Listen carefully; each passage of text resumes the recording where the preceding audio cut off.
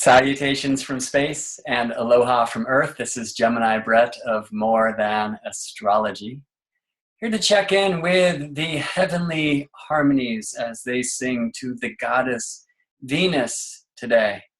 It is Saturday, Saturn's Day, October 29th, 2016.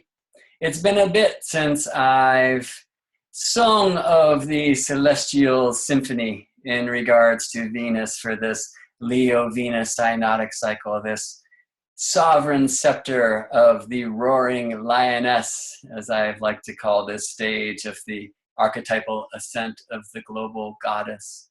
And I don't necessarily have a plan today. We're just going to see where it goes. But I was sitting in water prayer for Standing Rock, which has really been alive in my heart and my community, I think for us all today. I gazed out my window where I'm charging some water with the light of the sun in the south and saw this late blooming rose. And I was reminded of Venus and of the heart chakra, and my gaze next saw this fluorite crystal, which represents the heart and my crew, and then upon this citrine, which is like third chakra, solar plexus. And Venus at this time is just making this transition from a month of third chakra reclamation and moving into the heart. So we're just going to look at that and see how the astrology reflects these times. And perhaps it can help us further our engagement with the goddess and with this essence of the lioness. Things have been wild at this time. Elections here in the States, of course.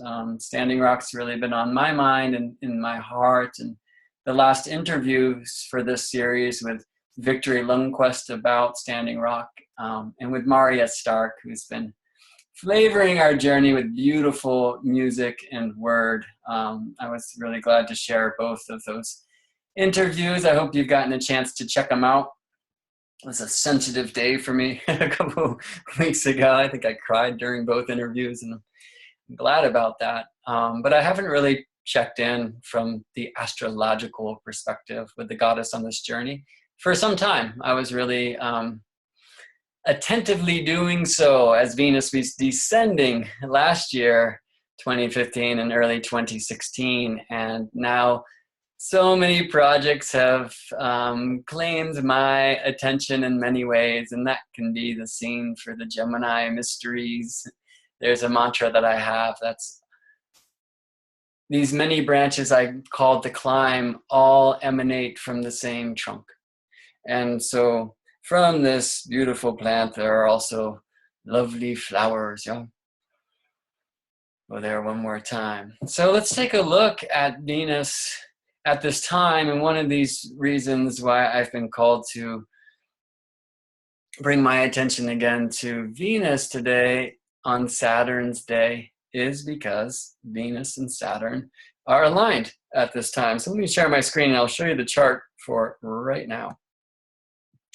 And here this is, and let's see if I can get my camera. I'm not sure if this works, but a little bit more out of the way of this beautiful Venus totem that Sienna Dawn created for us at the beginning of this quest. So here on Saturn's Day, Saturday, October 29th, 2016, it was 5:44:37 p.m. in Seattle, Washington, where I am, with Mercury moving behind the sun. Venus and Saturn aligned perfectly in the 15th degree of Sagittarius.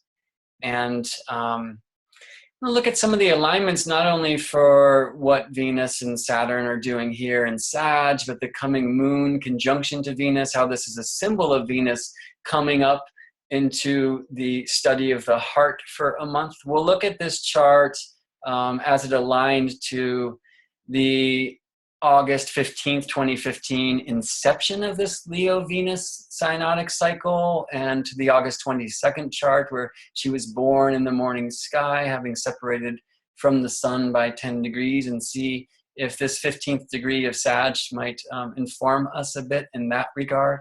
I'm going to look at The eclipse next year, there's 2 eclipses, solar eclipses in late February 2017, just as Venus is ending this 19-month quest. And then she'll be transitioning from a Leo cycle into an Aries cycle, the last Aries cycle in modern times. I keep saying I'm going to go into that longer history of this cycle as a reflection of the archetypal ascent of the global goddess. And I will. I've been preparing myself for that in many ways. But I also want to look at the August 21st, 2017 eclipse as it aligns to this Leo cycle, because it will be a Leo eclipse, and it will be the first total solar eclipse visible in the United States, where I live, since the mid-1970s. And I think it's really important. I plan to start creating a series about Standing Rock astrology sometime pretty soon, and that eclipse will certainly show us some things about the Standing Rock astrology too. But for now, let us engage with the goddess Venus and speak about this conjunction that she is sharing with Saturn in Sagittarius today.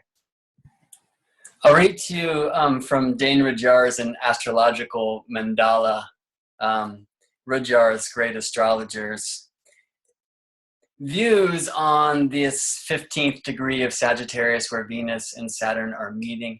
The Sabian symbol, as channeled forth by Elsie Wheeler in the 1920s for this degree, reads thus: the groundhog looking for its shadow on Groundhog Day. And Rudhyar said about this key, the value of anticipating new turns of events and ascertaining future prospects. He goes on to say, in our modern industrial society where policy changes and decisions often take several years to reach full actualization, it has become essential to plan with an eye on probable future developments. Such planning requires a study of past trends and the extrapolation of the results. What above all is implied in the symbol is a sensitivity to social or planetary rhythms and the need to ensure at least relative safety by planning ahead. Very astrological symbol, is it not? Rudhyar also, this thing that he said, and I'm not going to phrase it exactly here, but the idea of predictive versus productive. I think that's very important for us to consider when we are playing astrology games. We can get very productive and say, this is going to happen, or you're going to feel this, or this is the initiation that's coming your way. And sometimes that's productive, and sometimes it's absolutely not. Sometimes it has us looking around the corner for something that may or may not come forth. If we're looking so intently for one thing, we might miss the thing that's actually happening. So I've become more and more cautious with my own astrological quest, I guess. This cycle, in many ways, has contributed to this emerging patience, I think, in my astrological yoga, or working with astrology as a spiritual practice. So I really enjoy the storytelling and the mythic approach to astrology and working with these timelines for my own personal growth. That to me is when the art of the chart most serves. I feel that in astrology that is academic or intellectual alone is very cold. It's missing the flower, and that for me, more and more earth astrology is what is emerging in my practice, in my sharing, ways that I can embody this essence by bringing my body and my heart into the mix. And I know I will feel this unfolding more and more as Venus in this cycle engages with the teachings of the heart chakra. So let's take a look again at the Venus schedule according to the teachings of the Shamanic Astrology Mystery School as visioned forth by Daniel Gemario and Kaylin Castell. I'll share the screen here on this Leo-Venus cycle. The videos, by the way, might be a little bit less slick than they used to be. I'm trying to spend less time editing, and this Zoom video platform really lends itself to a quicker flow. Hopefully my camera's not in the way here. Let's see if I can take it away. So here we're looking at the Venus cycle, yeah. Point of conception, or inception as Adam Gainsbourg calls it, I love that term, on August 15th. Really it was August 22nd, 2015 here in the Pacific time zones where Venus was born in the morning sky. And then, as you who have been following this work know, when the crescent moon found Venus in the morning sky, she descends through these 7 gates. Yeah, it's very important to me to share that Venus last met Saturn just after Inanna descended and released the adornment associated with the solar plexus chakra. So I love this was January 9th, 2016. Let me see if I can share that chart with you. Where would I go to do so? I think here. Hopefully you're seeing the chart right now. And in fact, I can also bring up a little decoder ring I have somewhere, I believe. So many windows are open at once. There we go. So if you don't know the glyphs, here you could go. You can maybe take a screenshot right now. I should point out that if you do know the glyphs for the asteroids, this is not the standard glyph for the asteroid goddess Juno, the goddess of relationship. Typically, she looks like this asteroid over the cross of matter, or the asterisk in a way, the star over the cross. But this is the glyph that Intrepid software uses for Juno. Otherwise, if you know the glyphs, they remain the same. But this is where on Friday, Venus's day, January 8th, 2016, that Venus last met Saturn. And it was also in Sagittarius here, just at 12 degrees and 1 minute. So I find it pretty amazing that both on the way down, yeah, so as Venus was releasing the solar plexus, and on the way up, we've got Venus meeting with Saturn. So she met Saturn on January 8th, just after she was descending into the solar plexus gate. And now just at the end of her ascent, her reclaiming of the solar plexus energy, of that bright radiance, that creative force and our inner glow and our inner sun, again she meets Saturn, and again in Sagittarius. And as we can see here on the schedule, November 2nd will be when Venus finds her way into the heart chakra and reclaiming that heart that in so many ways is Venus's territory, is it not? I mean, we could say in this Leo Venus cycle, it's very much a solar plexus energy. Yeah, the roaring lioness, this radiant queen. And then she will come into the heart, which in so many ways is Venus land. So if we go to this chart again, and let's see, I'm gonna, for the sake of beauty, bring back in Sienna's totem here, and just we'll go to right now. Venus is just past Saturn. It's now 6:42 where I sit. And look at the moon. So I love that at this time that Venus is meeting Saturn on the way back up. Yeah, now she's an evening star. In fact, right now, if it wasn't cloudy out, I could look out this window and see her in the sky. She's an evening star. She's on her rise, her return, her reclamation of the adornments that she had to release on the way down, and she's now reclaiming them in a new way. So I love that as this is happening, we have a Libra moon in the very last degree of Libra, and also Taurus on the rise, because traditionally Taurus and Libra are the two signs that were known as Venus's domiciles, or the sign that the lady goddess rules. Okay, so tomorrow we will have a Scorpio new moon, conjunct Mercury, who's traveling behind the sun right now, the new moon in the 8th degree of Scorpio, trining Neptune at the south node. Some pretty beautiful amazement here. I think I'll just quickly say that seeds planted in Scorpio for this month will sprout with the first quarter moon in Aquarius with Pallas Athena, goddess of wisdom. Yeah. The full moon, the illumination of these seeds planted on October 30th will be a Taurus full moon. Yeah. So we speak a lot about Venus when we sense into that Taurus energy. By this point, Venus will be in Capricorn. And finally, the wisdom stage of this month ahead will be in Leo and in this last degree of Leo. And that's something that I think is really demanding our attention at this time. And for this eclipse coming to America next year. And just notice that we have essences now. Mercury at this point, which is November 21st, 2016. Mercury's caught up to Saturn and Sagittarius. There's been this happening in Aries with Uranus there, and we'll see how Aries is very significant for this Venus cycle a little bit in this video and videos that I'll share as we move forward on this journey.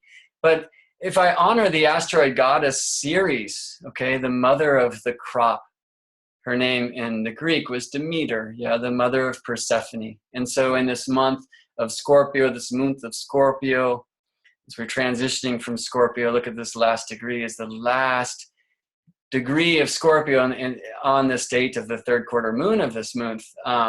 This is the descent of Persephone as far as the northern hemisphere is concerned. Yeah, God is going into the underworld. The veil is thin.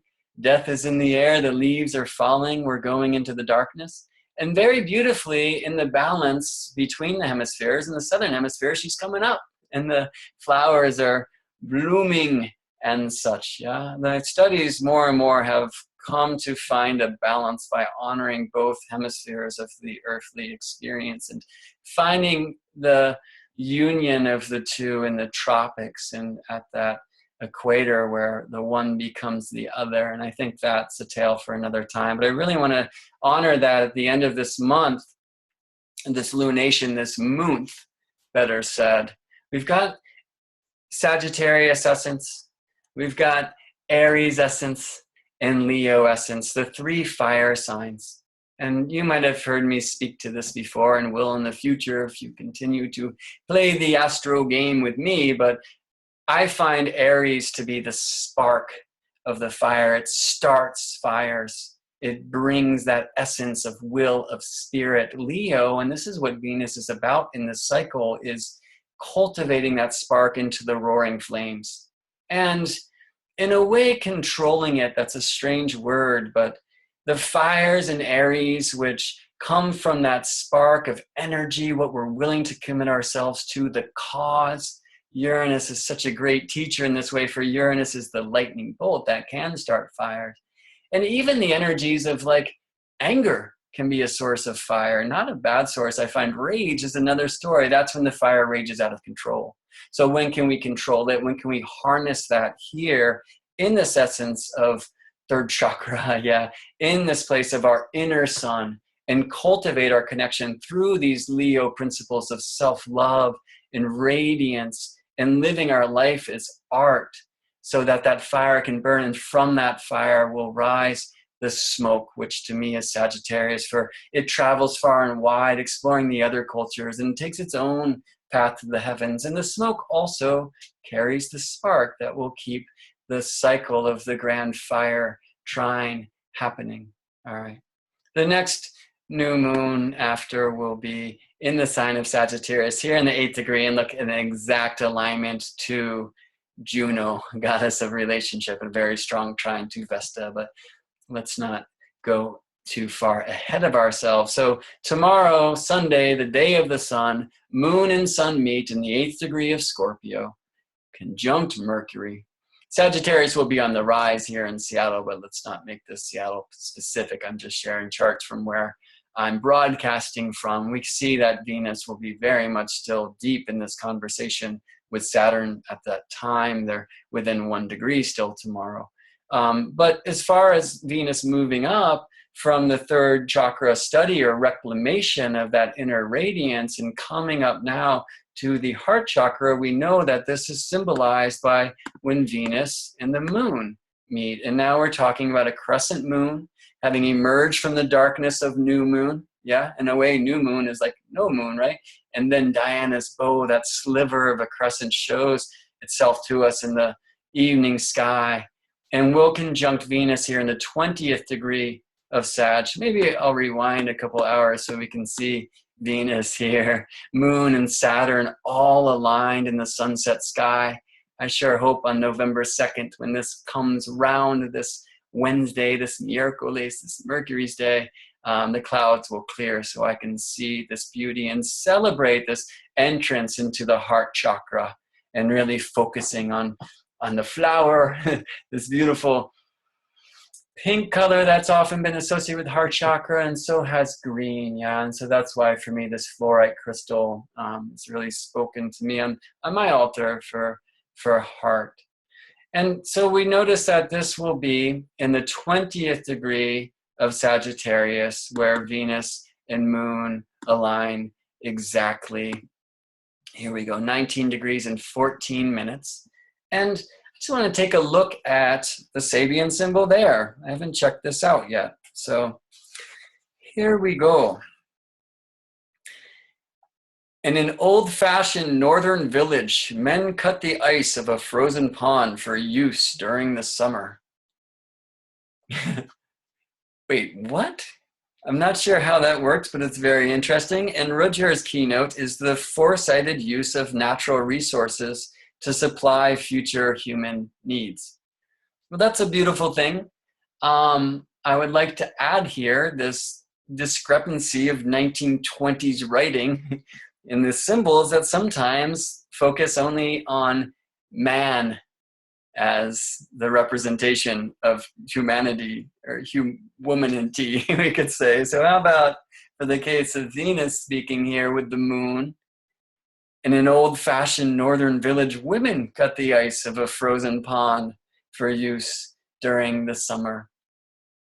Well, I mean, it's interesting, you know, Scorpio, this sign of the fall. Yeah, I mean, fall, we know, begins with autumnal equinox, and I feel in so many ways that autumnal equinox, Libra, is like sunset, if we relate the yin-yang cycle of the year, the seasons, to that of the day. Sunset, this most beautiful time. We want somebody's hand to hold and gaze at that setting sun. If you look at the Libra glyph, it's very much the sun setting into the horizon, yeah? And it really is just gorgeous, yeah? And yet, what? It's falling, it's setting. We're moving into the darkness. We're moving into this cycle, into this season of autumn or the fall. For those of us in the Northern Hemisphere, the sun will literally begin to fall rapidly in the sky, that midday sun getting lower and lower. The shadows grow longer and longer. But it's really the Scorpio sign, the fixed sign of the fall, where the season of autumn up here in the Northern Hemisphere is fixed in, and we know it's for real. Yeah, and the leaves are literally falling, so they're so beautiful. I mean, around here in Seattle right now, there's so much color, and yet we're really starting to see the branches through those colorful leaves as well, and we know they will be bare pretty soon. So things happen if you observe the lovers in the park who met for sunset as the sun sets fully. Venus shows herself in the west at this time, and it's gorgeous, and it starts getting darker, and some of them start getting a little bit more passionate now that not everyone can see them. But on the other sense, there's a little bit of, ooh, we're getting dark, we're going into the darkness. Many people have asked me recently, why is it said that the veil is thin in this month of Scorpio, or this time of the autumn? And well, it's because death is in the air. I mean, literally, the transformation is going down. Persephone is descending. We're really tuned to the season and what's ahead. And we can explore and engage with the essences of the other world a little bit more. Because of that, we can also start to explore our fear of the dark and of the coldness. Yeah. Well, Sagittarius, in a way, follows Scorpio because Sagittarius as philosopher, as vision quester, as seeker, well, don't often we start asking these questions of who am I and where do I come from and where am I going and what is this place and how do I get out of here and do I even want to? How do I better play the earth game as long as I'm here? Yeah, that smoke often begins to rise when we engage with these questions, and often it's really the death and the loss and the grief in these kinds of things that pull us into the deepness of our heart, that blossom in these questions that in a way we're forced to ask at that time, and don't always ask when we're just exploring the warmth and the beauty and the bliss and these kinds of things.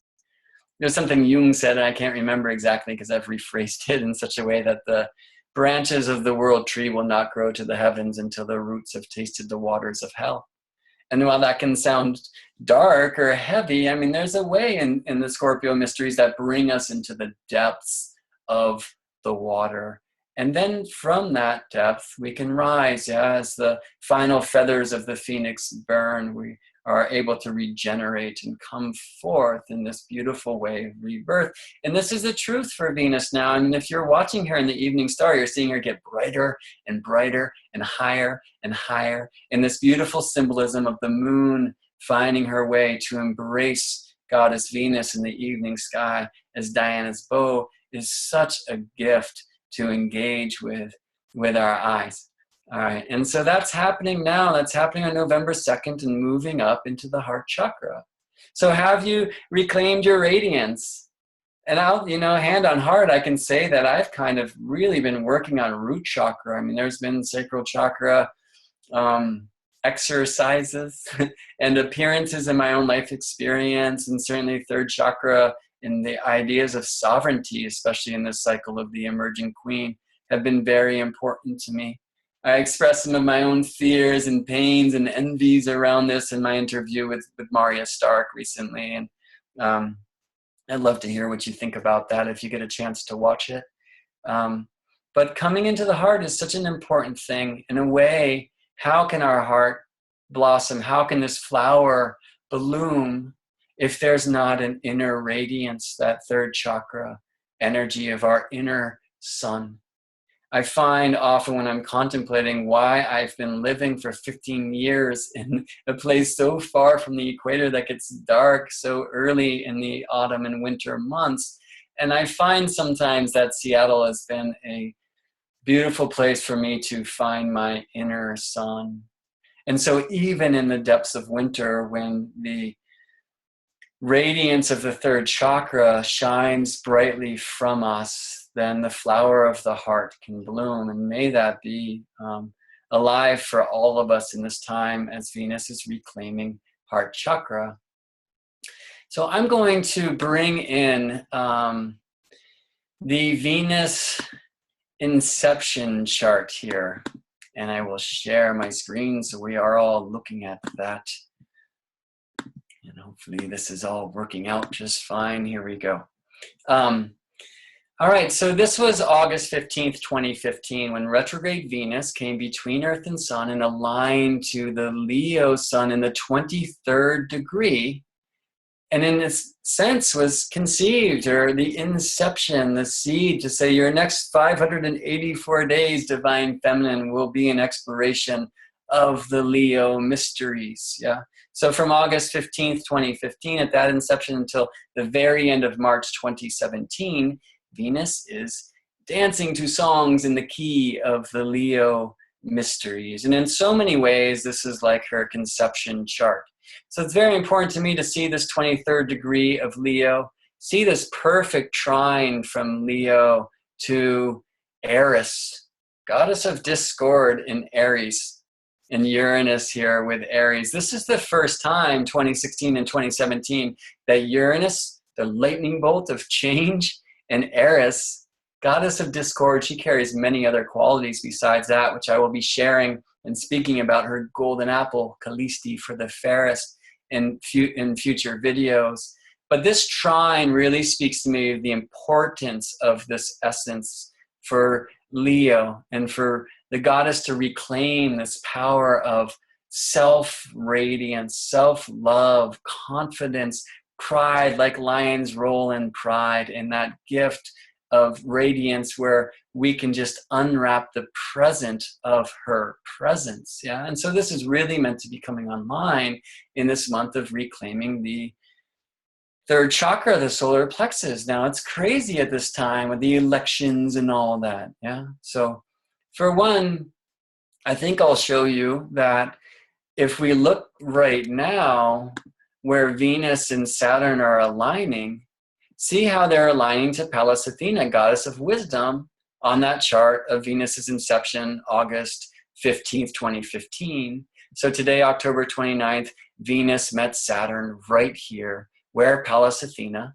was at the time of the inception. So what is the wisdom of the smoke that rises from the burning flames? You see Saturn, who can bring structure, can also bring limitation. Okay, so the limitation side of Saturn might be like, well, the smoke is trying to rise from the radiant flames of my inner being, and somebody built a flue over this. Who told me these are the only ways that I can rise to the heavens? Yeah. Let's make the screen big while I babble about this for a bit. It's been alive in my own world for sure in this cycle in very strong ways. Yeah, the idea of the flue. And I think it's important with Sagittarius, again, what a beautiful time of the year that this archetype comes our way. And again, I'm speaking here from a Northern Hemisphere perspective, but it's held also in the Sagittarius mysteries of beginning this quest by asking the greatest questions that can't be answered by anything but a better question, because there has been the fall, you see. It's also a time, though, where we know the darkness is coming to us. And maybe we better incite the right prayers, roll out the scriptures and the scrolls. You know, this is one side of Jupiter who's ever been associated with Sagittarius, and the religiosity and the fundamentalism of belief situations and systems that can sometimes limit our own personal smoke from rising on its own path, you see. So as Venus was on the descent, and she met Saturn there on January 8th, 2016, that was truly aligned to Pallas Athena. Let's share the screen and I'll show you that. So I'll go back to when Venus last aligned to Saturn. The chart's first going to show us just today, but if I go back further in time, here is the January 8th, 2016 chart, and look where they met, 12 degrees, 1 minute Sag, and right with Pallas Athena. To tell you the truth, I don't know what the Sabian symbol will read, but since the book is at hand, let's have a go with really, even though it's 12 minutes and 1 degree, it's considered to be the 13th degree of Sagittarius. There's no 0th degree. So the 13th degree reads thus: a widow's past is brought to light. The karma of past actions as it affects opportunities presented by a new cycle. Love that symbol for this part of the contemplation that's come my way in my personal dance with Venus lately is, what is the widow's past? How in this idea of Eris and goddess of discord and the feminine that wasn't invited to the party, and the beauty of the suffrage movement, which as I share more and more the history of this Leo cycle and the Venus cycle and the way that it's evolving, how is that widow's past coming to surface now? How has the goddess been engaged with this fight to take back her strength and her independence? How beautiful and important has that been? And how is it shifting now? And for me, as I've been presenting in more and more of the interviews recently, I find the symbol of the rigid bottle of perfume lies shattered, releasing its fragrance, this return of the power of beauty as part of the feminine path now. And I've spoken this challenging question, which I think I'll say again and again. I like to lens it through this cute language, but I think it's been important, at least in my own practice lately, in dealing as a man with, I think, some of the resistance to the emerging beauty of the divine feminine, these kinds of things. Is what is the difference between the divine feminine and the divine feminist? And that might sound kitschy, but I think it's an important thing to sit with it this time. It has been and will continue to be for me anyway. And what can I share but my own experience during these cycles, and hope that it also lends itself to yours. So maybe that's coming for you and maybe not, but that's something that I'm experiencing. So Saturn, who constricts and limits, Saturn is the last visible light of the solar system, the slowest moving light of the planetary bodies that we can see with unaided eye, speaks in ways to Father Time, but also speaks to grandmother and wisdom. And there can be that flu, that obstacle on the smoke that wants to rise from the Sagittarius mystery schools of the vision quest and the philosopher seeker. And that, of course, is something we want to clear. And sometimes the flu is keeping our smoke constricted of this is the only way to pray, or you can only find the heavens in this one way, or whatever it may be. But oftentimes it is the beauty of Saturn is that restriction in and of itself is here to allow us in a way to be a capacitor so we can store the potential energy of our quest until we are ready to take it. So as church or atheism or the science class cult that was my church growing up says, no, there is no spirit, that's ridiculous, or this is the only spirit and everything else is witchcraft, or whatever, that flew on the chimney, it also brings that tension and that restriction that allows us in kind of a Uranian way to blast through it, but not until we're ready. So there's a beauty in the cage, you see. The cage itself is the path to freedom. There would be no freedom without the cage. To me, these are the mysteries of Saturn.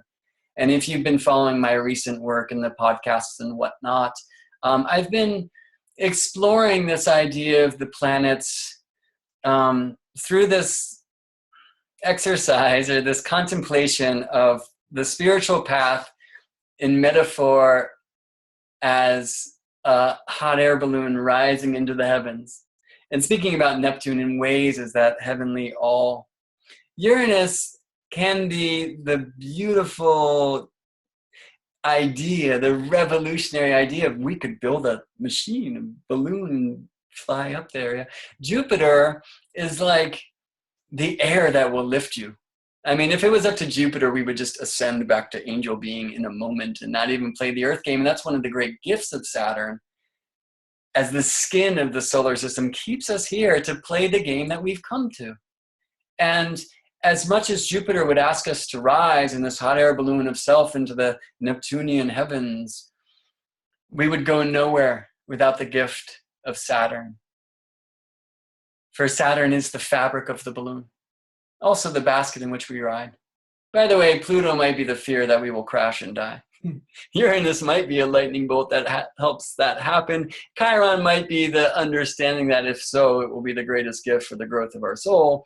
And I could go on and on and on there, but I won't right now. I just want to speak about that essence of the air lifting us and how it doesn't without the fabric in this example or this metaphor. And just think about that kind of battle between the Jupiterian hot air that lifts us and the Saturn fabric. There's a lot of tension there, but that's what allows us to rise. And this is one of the ways that Jupiter and Saturn participate. It doesn't always feel like they're playing nice, but that to me is the gig and what's truly going down. So let's see how those two outer planets of Jupiter and Saturn are relating at this time. Now, when Venus met Saturn on her way down, Inanna's descent, here in 1201 Sag, Jupiter was retrograde at the North Node in Virgo. And Jupiter and Saturn were in a square relationship, Virgo and Sag, and there's a lot of that tension there. Since then, on September 9th, Jupiter ingressed Libra. So here again is today, and Venus and Saturn meet, as we've seen, in the 15th degree. And look where Jupiter is now, 10 Libra. And that's fun. Look, the moon has just ingressed Scorpio. while I have been engaged in this astrobabble.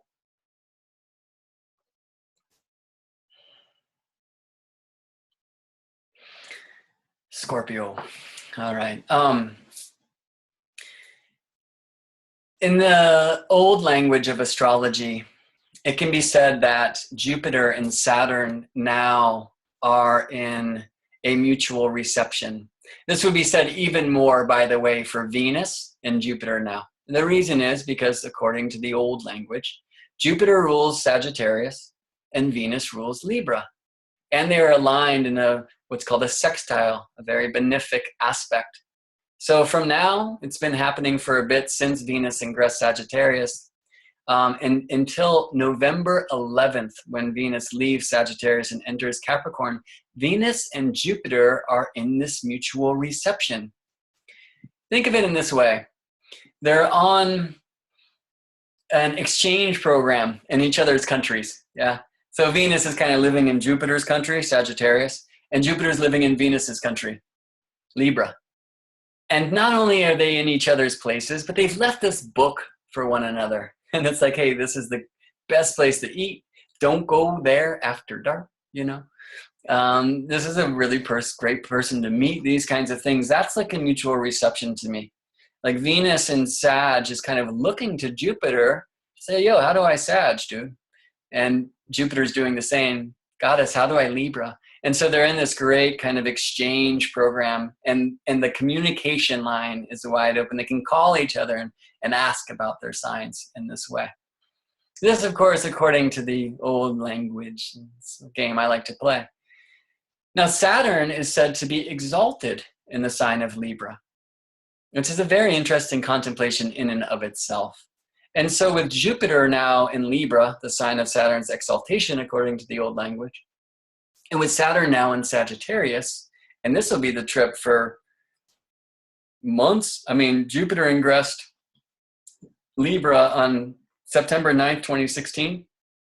2016, by the way, Kabbalistically, or its digital root, 2 plus 0 plus 1 plus 6 is 9. So Jupiter ingressed Libra on 999. And he will be there until October 10th, 2017. 2017, 2 plus 0 plus 1 plus 7 is a 10. So Jupiter in Libra from 999 until 101010. How about that? Awesome. And Sag will hold Saturn for that entire time of Jupiter's trip through the Libra Mystery School.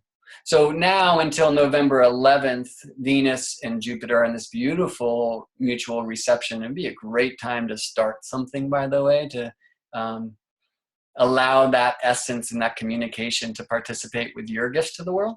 But with Jupiter and Saturn aligned in this way too, and there's a chance that Libra, peace, balance, partnership, communication, yeah, where Jupiter is now. And Jupiter, by the way, has recently returned from his trip behind the sun, under the beams of the sun, to be born again as a morning star. And with Saturn and Sag, there really is a potential for higher truth to come to us through the ways of justice. And that would be a wonderful thing to see, and I think I'll be sharing more about that as I engage with the Standing Rock astrology as I've been called to.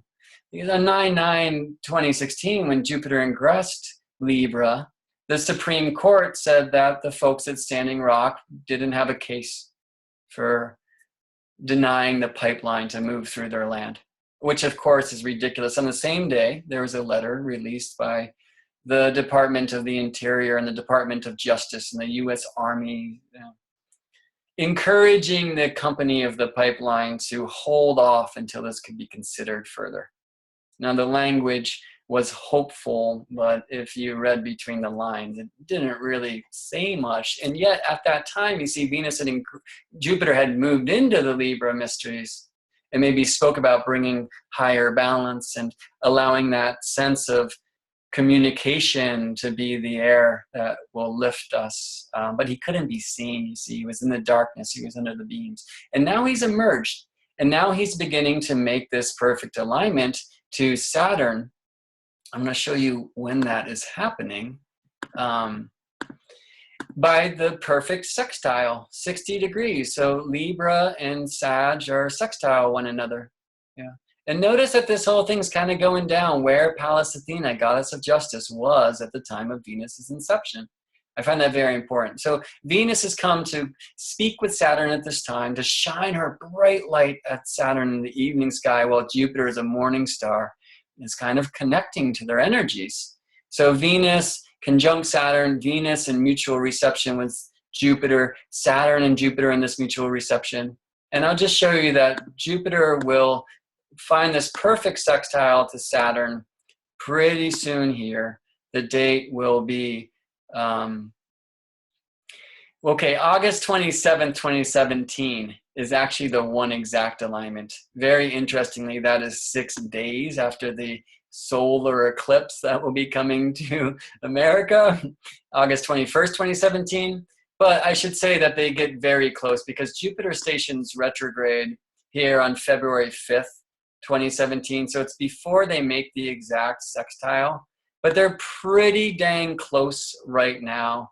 And as we cruise, like I'll just cruise through days here, and you'll see how Jupiter's getting closer and closer to making this perfect geometric alignment to Saturn. It's shown as this 60-degree angle with the sextile star on it. Why does this matter for what I want to share with us for now about Venus? Well, look at this. She's coming from solar plexus and that radiance, and there's a truth and a sovereignty in that place of the inner sun, the inner light, and she's coming up into the heart. Yeah. So with Libra, which is said to be a Venusian sign, and yet it's an air sign. Yeah. So it's kind of a mind sign, the air. Yet I like to say that Libra is the air that we share. It carries the waves of our voice to one another, and we breathe in and we breathe out. Yeah. Sagittarius is a fire sign, will, but also spirit. The alchemist showed that undivided upward triangle of the fire is kind of the highest, the furthest out. I don't think that's true. I think one of the great gifts of Leo actually is to bring it within, bring it here to the hara. And yet that's still the trip. So Venus bringing us in so many ways. If you look at her symbol, the circle of spirit over the cross of matter, as you've heard me express, she's the inhale, bringing matter into spirit. She, in a sense, and in this emerging Scorpio Moonth, the waters, the depth of the waters, is coming to reclaim the heart in this conversation, to, in a sense, make sure that the potential gift of Jupiter and Saturn playing nice at that edge of the fabric where the air is lifting us, that there's heart in it, that we don't ignore our own personal experience. And that's one of the great gifts of the calling, the shared calling of the fixed signs. Fix yourself to fix the world. So Scorpio does this in such a way of engaging with the depths of the heart. Yeah. Moving from I serve the suppressed to control me to I control the expressed to serve me. And when we live authentically in the ways of our water, we manifest an authentic world. Yes. And Venus, I think, is carrying in such a way the energies of the heart now as she blossoms in this flower, so that she can support this conversation and allow the fabric and the air to know that we're all in it together. And I know I will see this manifesting in my own experience, and therefore in the world without me as well. And maybe that's more predictive than productive, but it doesn't sound that way to me. So if I manifest that just because I believe the astrology says I should, good. And may you do so as well if you feel that is true to your own personal calling. I want to move from the Venus inception chart to the chart from August 22nd, 2016, where Venus separated from the sun as a morning star by 10 degrees and therefore made herself visible in the morning. Let's do this. Before the sun rose, Venus showed herself here in the morning sky. And so at that time, the sun had moved along until it was conjunct Jupiter, though across the line between Leo and Virgo, there's a very bright and powerful star, the heart of the lion that lives here. It's called Radiance. the great Bedouin marker stars, one of the most magical stars, we're told by many of the traditions. And Venus here was in the 19th degree of Leo when she had this visible birth into the Leo mysteries. And I bring that forth because I want to show you now where she meets Saturn here in the sign of Sagittarius, okay, that the geometry to where Venus was born on August 22nd, 2015 in the sign of Leo is now not only trining Uranus and Eris in Aries, but trining this Venus and Saturn in Sag. And if I bring us ahead to this November 2nd date when the moon, the crescent moon, will embrace Venus in the evening sky to signal our retrieval of the heart chakra, we'll look at that, okay? So Uranus, 20 degrees Aries, Venus, where she was born, August 22nd, 2015, 19 degrees Leo. And then Venus with the moon at 20 degrees Sag. All right. Let me see if I can strip this down a little bit. We'll just look at Uranus. Maybe we'll bring Eris in too. We'll look at Venus now and Venus then.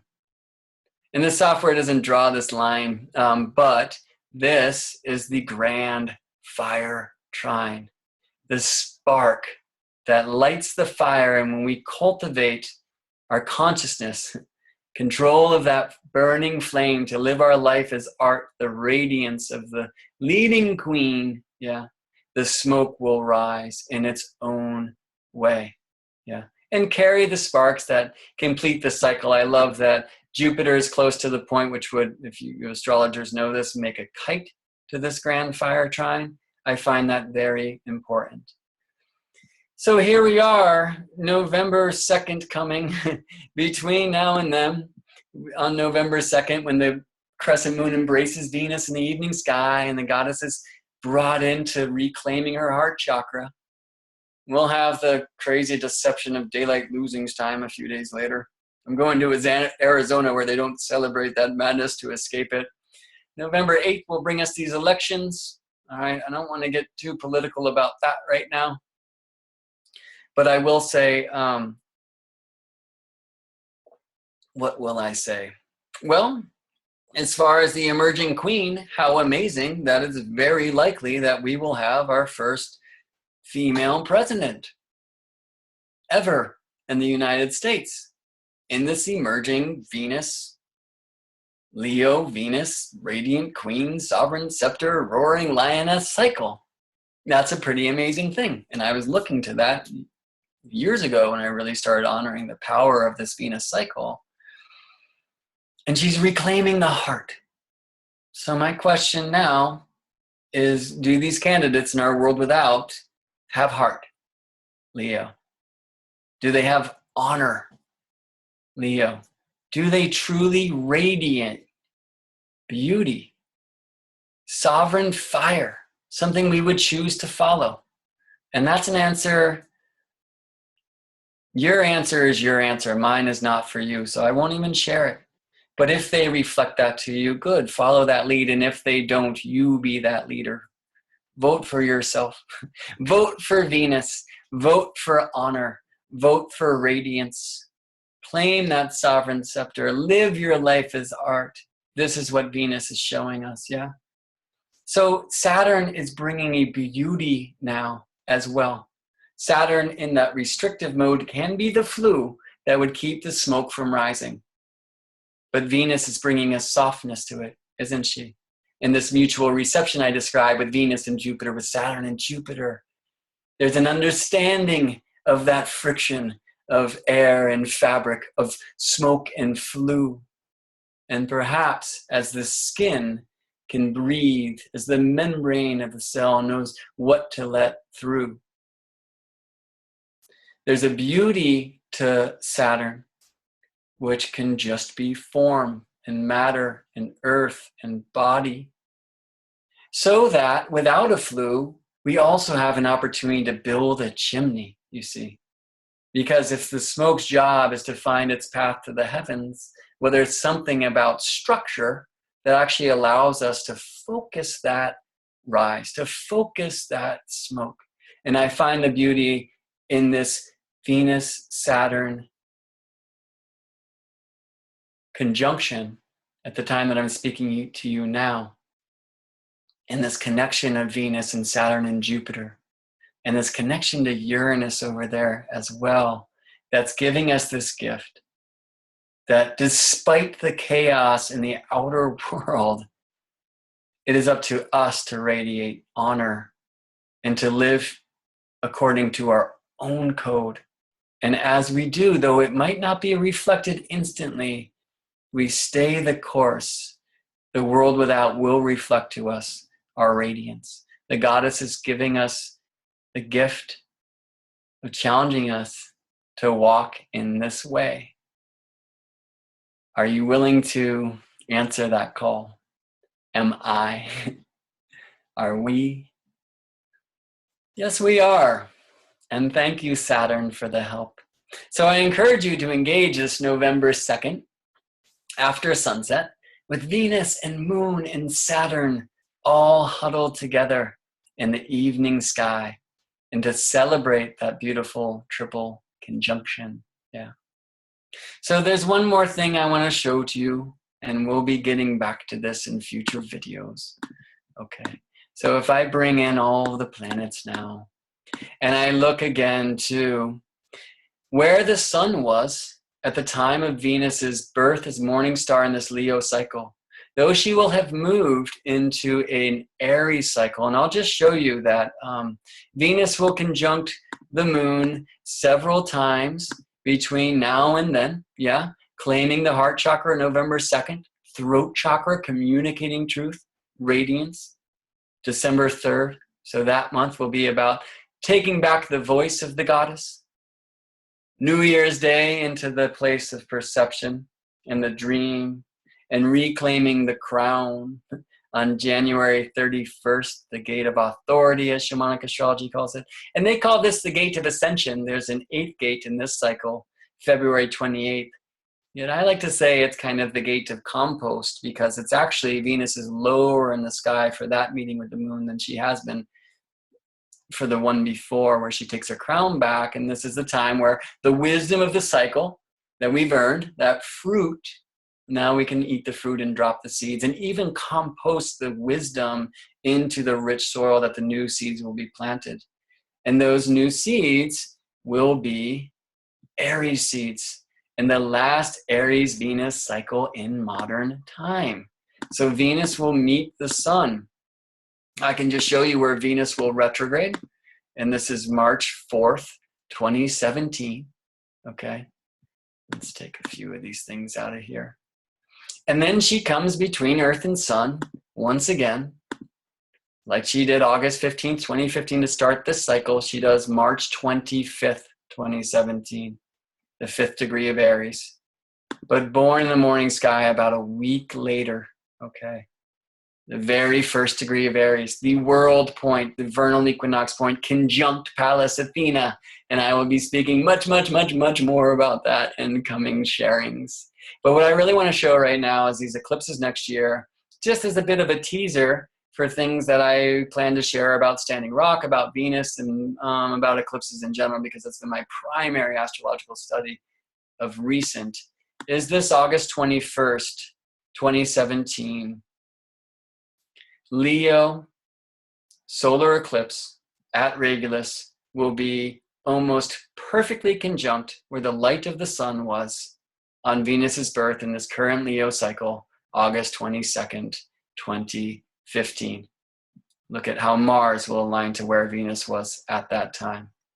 And I know that might sound like crazy astrobabble, but there's one thing I will also share just about that eclipse that's coming here. We won't see the total eclipse in Seattle, but down in Oregon. But I'm just going to leave it as a Seattle chart. Look at where Venus is at that time in the sign of Cancer. It's a morning star. We either see Venus as morning star, rising before the sun, bringing the light, or as evening star as she is now. Yeah, resting after the sun, shining from the west. She's between Earth and the sun, so we only see Venus as morning star or as evening star. We never, ever, ever get to see her at her height because the sun is always shining its light when she makes her way to the top of the zodiac for the day. And yet here we are on the solar eclipse, August 21st, 2017, where that's exactly where Venus will be shining from. And I believe quite visibly so, because as the moon comes to eclipse the sun for minutes, and I can't tell you for sure from experience because I've never witnessed a total solar eclipse, but I'm pretty dang sure the light's going to go out. As the yin and the yang is symbolized by moon and sun, or better yet, from my recent studies in school, soul and spirit align. I think the light will dim and we will see the goddess at the height of the zodiac sky in that moment. True radiance and the next cycle, but they are all tied together. And I look forward to sharing more about that in future videos. But for now, again, an invitation for us all to sit west after the sun finds its rest on November 2nd, as moon cradles Venus and Saturn in the sign of Sagittarius, and setting our intentions for the rise of our smoke of truth and higher vision to the heights of our own path. May it be so. Thank you for watching the Sovereign Scepter of the Roaring Lioness show. This is your friendly astronaut, Gemini Brett, signing off. I will see you in space. Love and planets.